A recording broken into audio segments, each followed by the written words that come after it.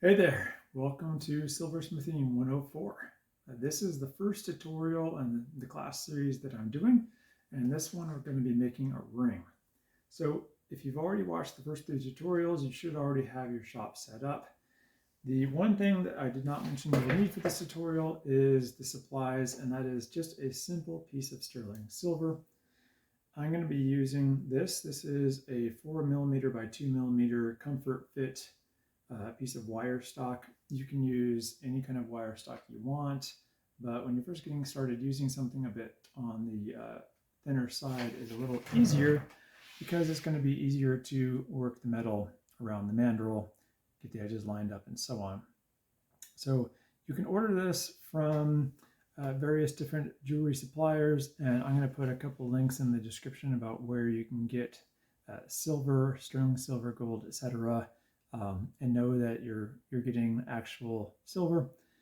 If you don't want to invest in that now, you can use copper, and that'll act very similar to sterling silver, although because I'm going to be using silver solder, you may have a seam in your work. So I like to learn on what I plan on using, because then you're really going to have something at the end to that's viable. So okay, so let's go ahead and get started. All right, now this first step is totally optional, and these are two tools that I didn't mention that you would need, but I want to go over them real quick because it's the first step I always take when I'm making a ring, and that is to add a purity stamp and my hallmark. So I have a hallmark here. It has my company name, Earth Art, and my logo on it. I also have a smaller one that just says EA on it. And in this case, I have a stamp that says 0.925. It's all written backwards because when I flip it over, it'll stamp.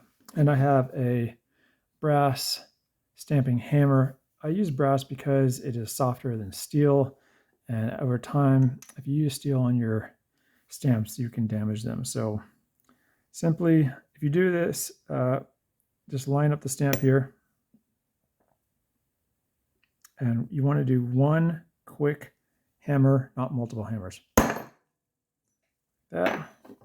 This one, because the entire logo is too big, I actually just aim for getting the part that says Earth Art on it, and that's it. So I actually angle it just slightly and stamp that on there.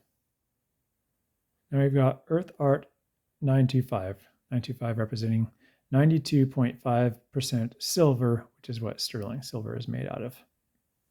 Okay, moving right along, go ahead and grab your non-marring mallet that you picked out, either the rawhide or the nylon one. I prefer the nylon one myself, although I used the rawhide one for many years before I went ahead and got this.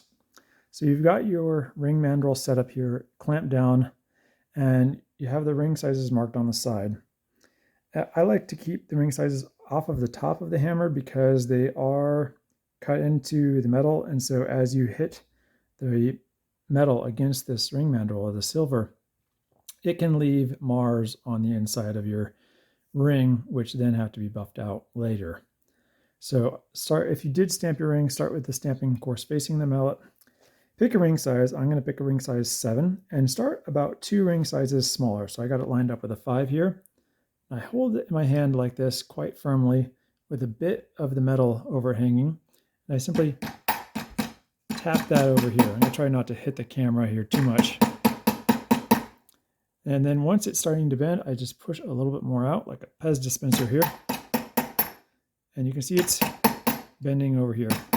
Now, because this silver is soft, it's bending pretty easily. If you buy silver and you have the option, have it annealed or buy dead soft silver rather than half hard or full hard. And what that does is it makes it bend much easier.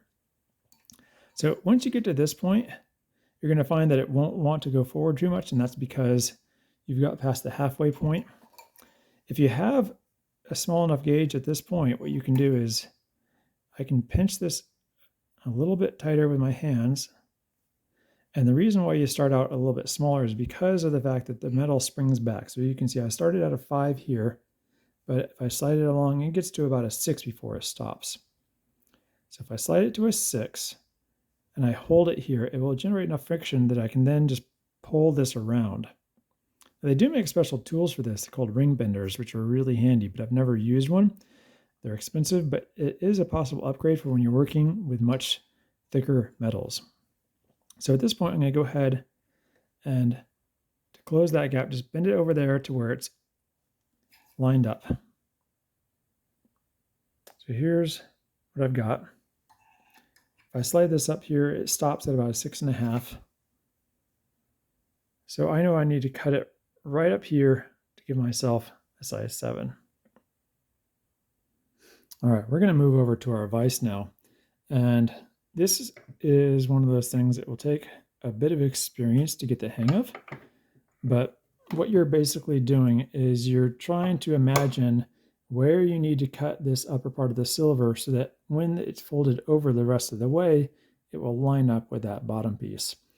And that's the best I can think of to explain it. It's the sort of thing you get better with experience. So after you've done that, go ahead and grab your jeweler's saw. I'm using a number 1 blade. And I'm going to line that up here. And to start a cut, I actually like to gently push the saw forward and then slowly pull it back. Now, if you try to push too hard, you're going to find it's really hard to pull the saw. So I'm actually only using I'm almost just letting the weight of the saw do the work here. Now, if you're trying to get an exact size, like if this is for a client or a customer, you might consider aiming a little bit past where you need to go, because you can always cut more off, but it's a lot more difficult to add more metal back on after the fact. Now, since after I saw through this, the saw is going to pop through and it's going to hit the metal below, I like to adjust this so that my other portion of my ring is actually below the vise here. That way the saw hits the jaws of the vise. I apologize for the shaky camera. Very sensitive here. The jiggles in the workbench. Okay. So you just set aside your extra silver. Go ahead and grab your ring here. As you can see, I cut it a little long because I can always cut more off. We're going to go back over to the ring mandrel now. Okay, now we are back at the ring mandrel here. And I've got this slid up the ring mandrel. And at this point, all you need to do is just hammer this down. I like to hammer both sides like this, and then I like to flip it around and do it again. You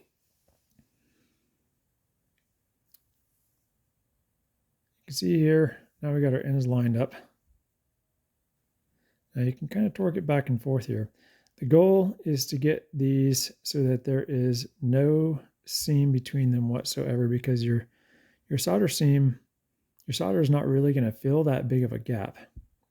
So we're going to put this on here. I'm going to check the size. I'm actually well over a 7, and that's okay, because now what I can do is take it back over to my vise and I can fine tune, because what we're seeing here is these two cut lines are not parallel.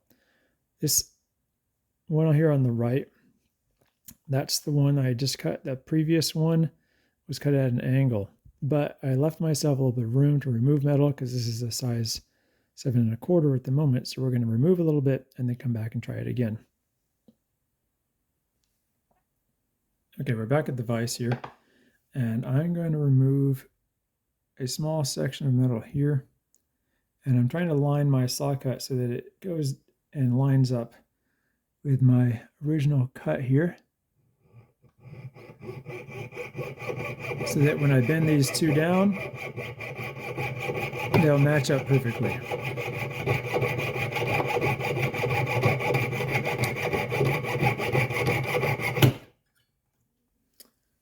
Okay, now here's the fun part. You don't have to use a ring mandrel when you're matching these up, because it does not need to stay perfectly round. So you can leave it in your vise and slowly tap that down here.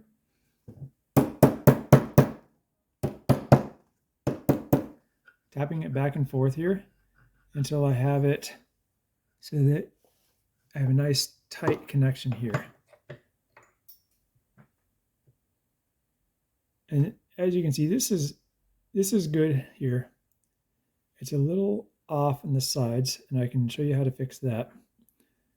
You can see here that this side edge here matches up on the top and the bottom. And that's what we're looking for here. We want a very good, clean joint here. So the next thing I need to do is just to flatten the ring out, because see how it dips inward a little bit? And that's what's causing this side here to not match up. Now to fix that small gap, all I need to do is to take the ring over to a small flat surface like this and make sure to hammer it flat. So I'm going to hold it here like this. This is the part where you can easily smash your fingers. One thing I like to use here, this is not on the required tools list, but I have here the unused portion of a ball peen hammer, which I've made sure this part is nice and flat. I can simply set that here and use a brass hammer.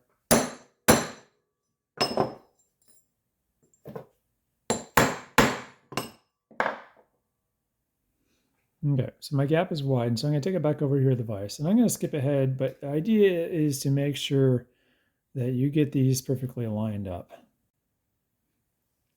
Okay, so after another 10 or 20 seconds of working on this here, I have my seams lined up, the metal is straight, and I'm ready to solder. Okay, now the exciting part. Now we actually get to use our torch, which is everyone's favorite part because it's what makes you really feel like you've become a jeweler. You're setting yourself apart from those that do beading or wire wrapping, because now you're soldering. So you're creating a whole different element here with your work. And let's be frank, fire scares a lot of people, but we're going to do this one step at a time, very methodically, so that it's very safe and it's a very effective way of joining metal together. So here we go.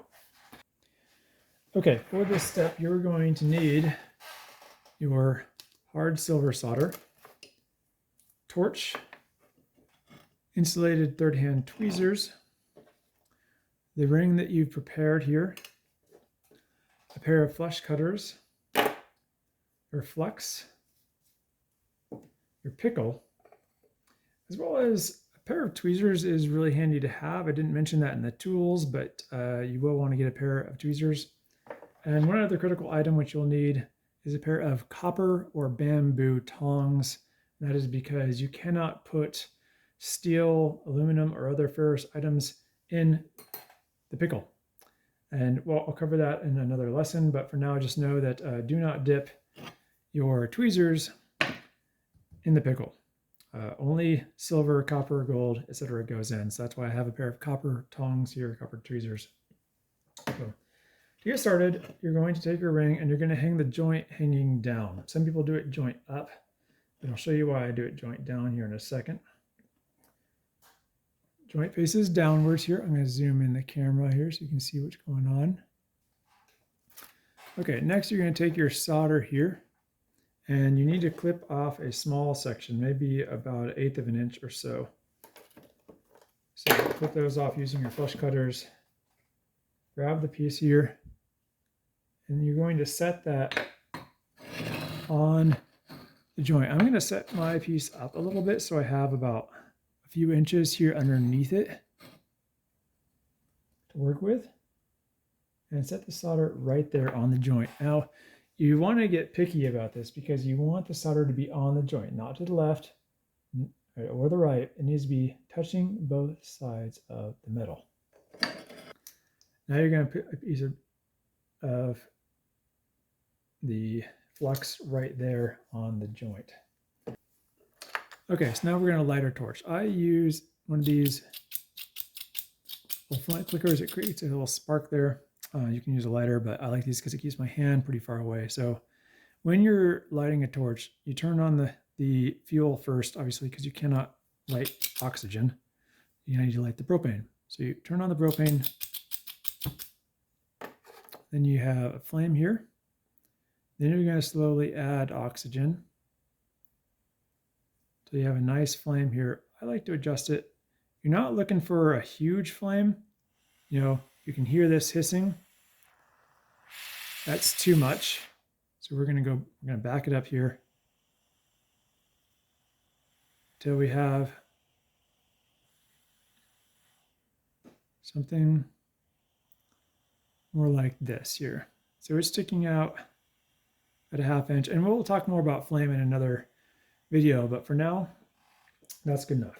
Okay, another optional tool is a soldering pick. These are usually made out of titanium.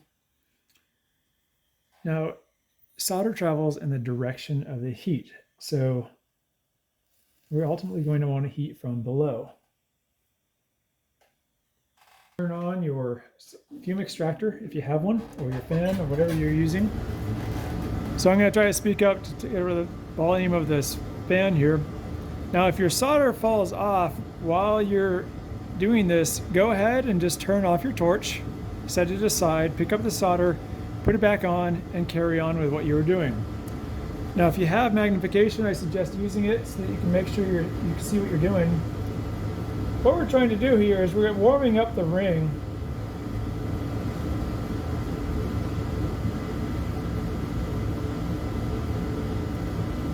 And then once we notice that the ring's getting a dull black color here, we're going to move the fire down here to the bottom. Watch the solder carefully. As soon as it melts there, I can move the torch away. Let me zoom in on that, see if I can get an even better look here. Let's see, here we go. So there our solder has flowed into the seam. Doesn't really want.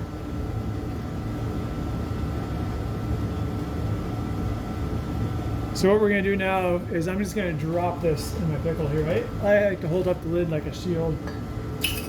Drop that in there. Okay. So we're going to let that sit in the warm pickle. You can preheat this before you do this, or you can actually fill it with warm water if you're making fresh pickle, and that dissolves the acid faster.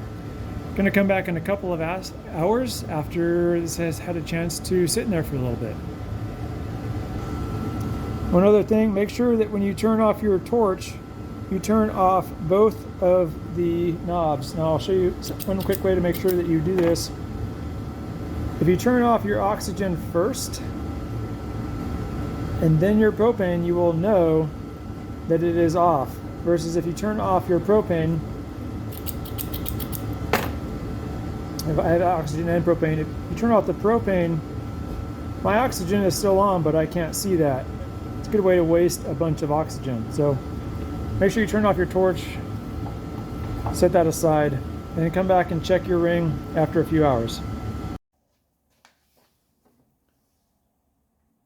All right, we're back. It's been a few hours, and so we're going to go ahead and pull this out. We're going to rinse it off in some water here. And let's take a look here. So this is what we're looking for. The ring has got kind of a bone white look to it. I don't see any more black residue. I don't see any fire scale. I'll talk about fire scale in a future video here, but essentially it's copper that's risen to the surface because silver is a mixture of, or sterling is a mixture of silver and copper. So I'm going to turn off my crock pot because this is the last thing I'm going to do for the day, and we're going to move on. Okay, we're back at the ring mandrel now, and you probably have noticed that your ring is not perfectly round, which is pretty expected. So you're just going to slide that on here, take your mallet, and you're slowly going to turn it between your fingers. So I'm turning it and lightly pounding it with the mandrel here. And as I do this, I should see it sliding up the mandrel. And it feels like it's not going any further. Go ahead and take it off, flip it around here, and lightly go around one more turn here.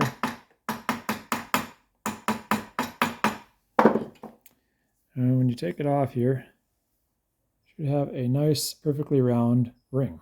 And this is also how you can re-round a ring if that's ever needed.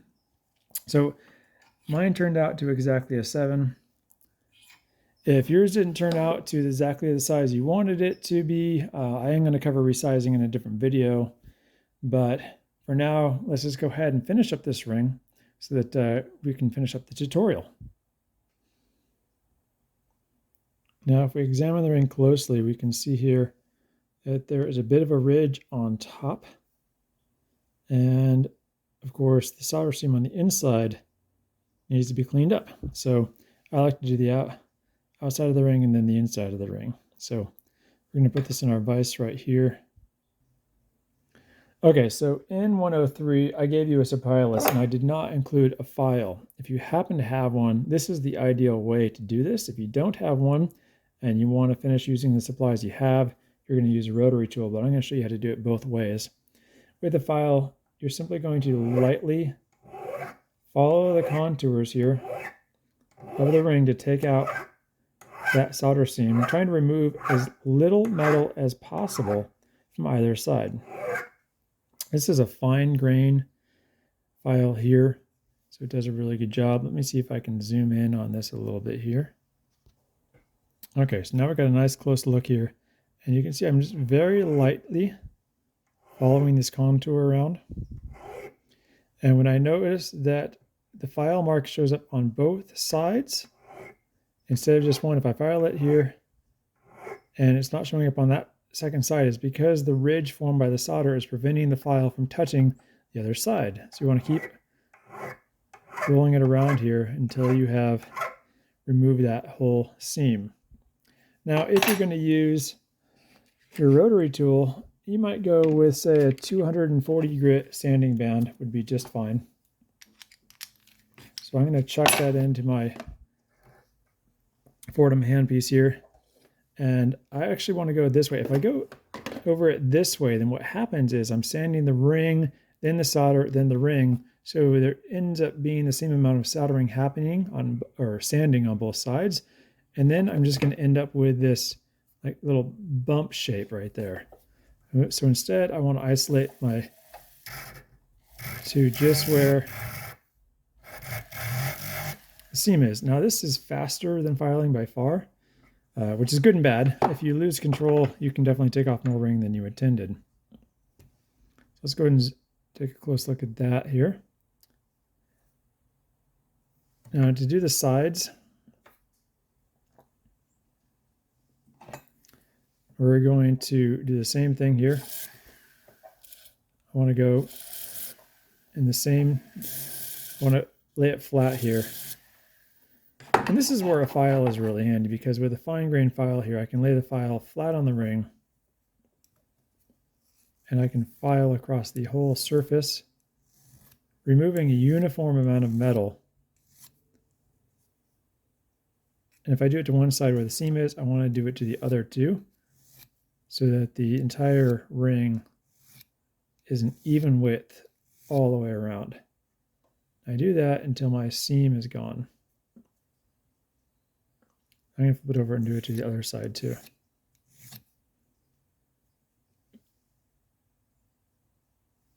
So I can see my seam is disappearing right here.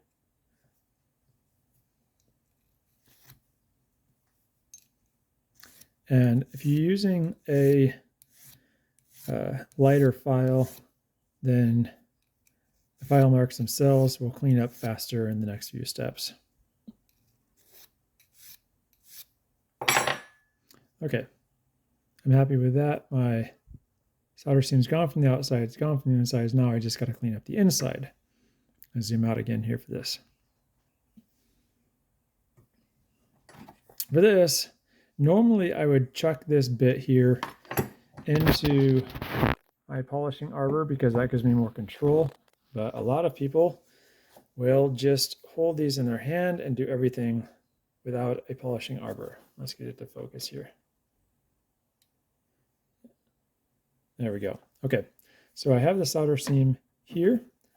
So I'm just going to put this in here, and you want to keep it moving. If I were to just put it in here and hold it in one spot, then I would end up with a bit of a ditch right there. So I want to move it in kind of a circular motion. And you're just going to keep doing that until the seam is gone. Now you can go with a more aggressive grit if you have a lot of solder in there. This is the 240 grit, but 180 will take it out faster. And as you get better, you'll learn how to use just the right amount of solder so that this step here goes even faster. Okay, you can still see here's my solder joint here. And what you'll probably notice is the edges right here, maybe the last part, but what makes the ring more comfortable is if you hold it at an angle here and then turn it and go all the way around, that's going to make sure that that has a nice soft edge right there. It'll also make sure that where your solder joint is, there's not a little nick right there.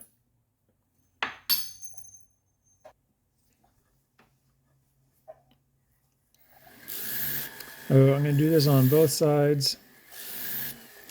Just using medium pressure, medium speed.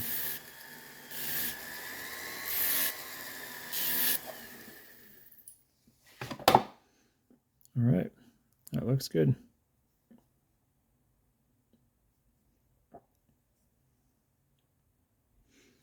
Okay, next we're going to switch to a barrel polisher here.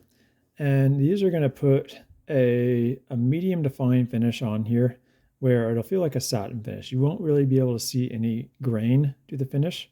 And this is what we're going to do prior to the pre-polish. So I like to use this one here. Depending on what kit you have, you may have something slightly different. What you're looking for is a medium to medium fine finish on here. Again, I like to use my polishing arbor for this because I can chuck those inside, but this will work.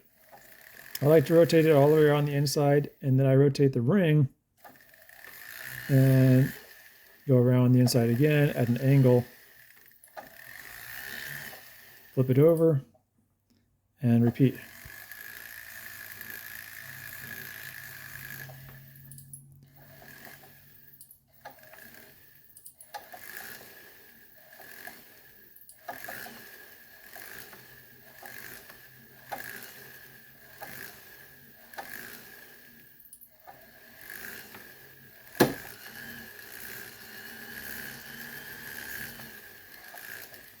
And you'll notice that my barrel here is almost an inch long, so that it makes it a lot easier to work with than these narrow ones. These narrow ones may not even be small enough to fit inside, and then it's easier for it to slip out of the ring. So if you can find something larger like this, go for it. Now you're going to repeat the same process on the outside, always keeping it moving.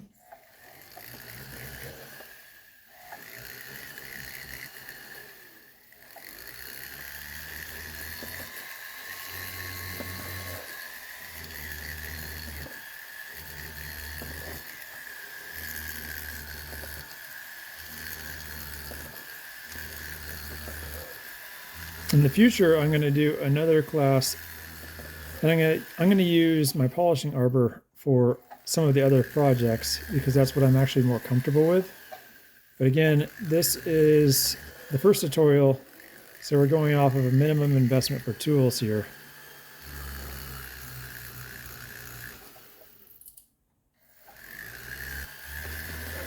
Usually you're going to go around a couple of times here, so you're quite happy with it.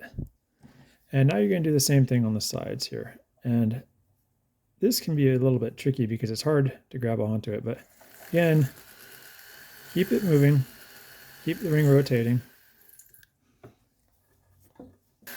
Consequently, an alternative to doing it this way is to using sandpaper. This is probably an equivalent to about 1200 grit sandpaper. So it's quite fine. And this finish is close enough that afterwards you'll be able to do a two-step polishing on it.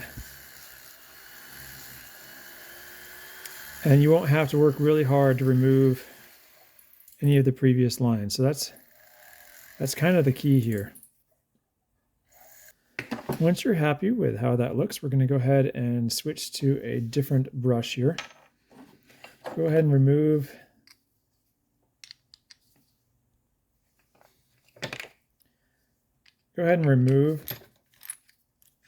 this barrel polisher. The next thing you're going to look for is something that looks like this. This is not metal wires. This is like a stiff camel hair wire brush here. I'm going to go ahead and chuck that in here. Now, not all kits include 2 grades of polish, but some do. The most common that you're going to find is a bobbing compound. This is a rougher, it's not rough, but it is going to cut through faster. And this one is called Triple. Now, you'll want to use a mask or some sort of ventilation when you're using these because these are not good to get in your lungs. Okay, here, so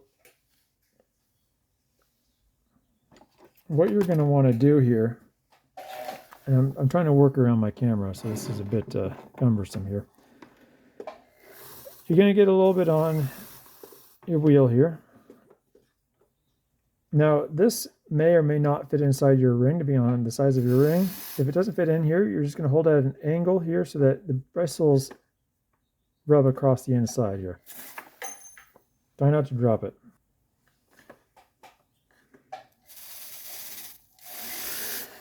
This is where also, if you want to wear finger cuffs, you can, or gloves. I'm going slow, so I don't have a lot of heat buildup. After you've gone all the way around one way, flip it over and do the other direction.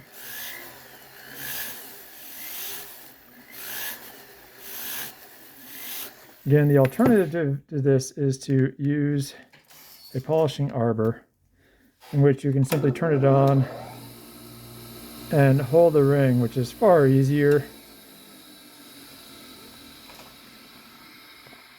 But we're just using the flex shaft here for this.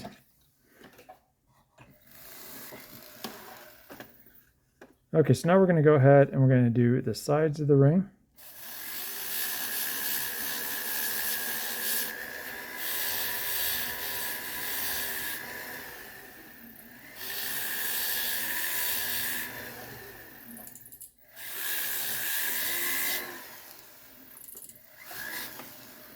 Remember, it's not the hairs that are doing the work, it's the polishing compound.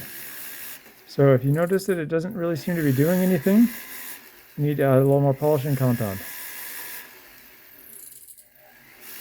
Which for me feels like it's about every half turn or so. I'm going to flip it over and start on the other side.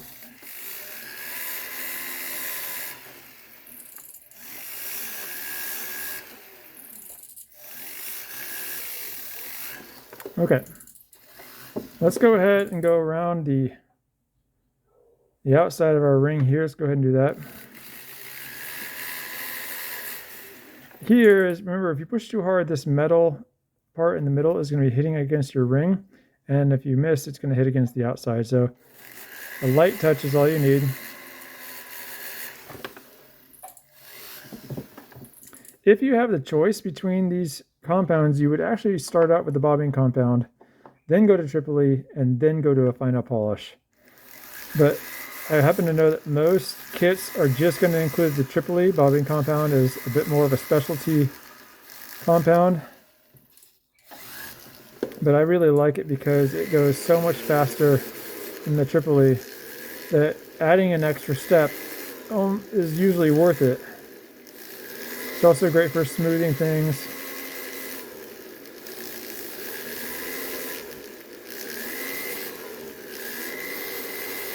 And if you have any fire scale remaining on your ring, it'll take the fire scale off. Alrighty there. So you should have something that looks pretty shiny here. And some people might even say this is done. But we're going to go ahead and we're going to polish it one more time. Between polishes, it's a good idea to clean your ring. Now, I use a steam cleaner to clean my rings. But for the first couple of years, I didn't actually have one of these, even though most jewelers would say this is a critical piece of equipment, and I do use it every day in my shop. But if you don't have one, don't worry. For something as simple as this, you don't need one. All right, we're just going to come over here to my utility sink and just a little bit of dish soap and some water, and we're just going to kind of wipe that down. And that's just to take off any of the residual polishing compound on the ring and also off of your fingers. And this is just a good practice to take, is to clean the ring between polishing steps. That way you're not contaminating your wheels, and you're going to get the best finish if you don't have any of the previous polishing compound on the ring when you move to the next polishing compound. Okay, good to go. Let's do our last polish and then we'll be done.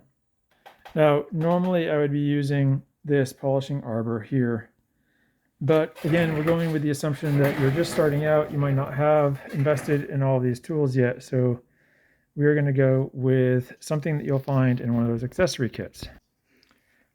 So the wheel you're looking for here is this really soft, it's like a chamois or a very soft fine weave cloth. Now, it'll look white when it's new. After a while, it'll look black like this.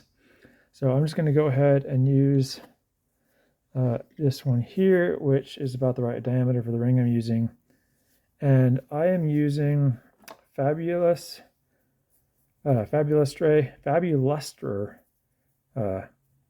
ring polishing here. But if you have different rouges, the rouge that you're looking for is probably going to be black, and that's meant for silver. So we're just going to go ahead and chuck this in our Fordham here. We're going to get a little bit of a polishing rouge on it here. Hopefully the rouges that came with your kit are labeled. If they're not, then you can always buy rouges here. So it doesn't take much to go from the pre-polish to the final polish, but you will notice a difference here as you start to polish. So we're going to do exactly the same procedures as before, but since we're really not trying to remove any material or buff anything out, it goes really fast here. So inside and then reverse directions here, outside.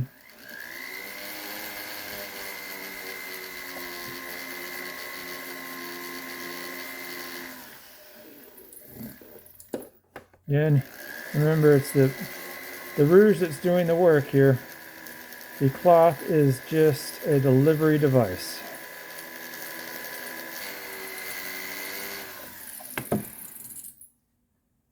And there we go.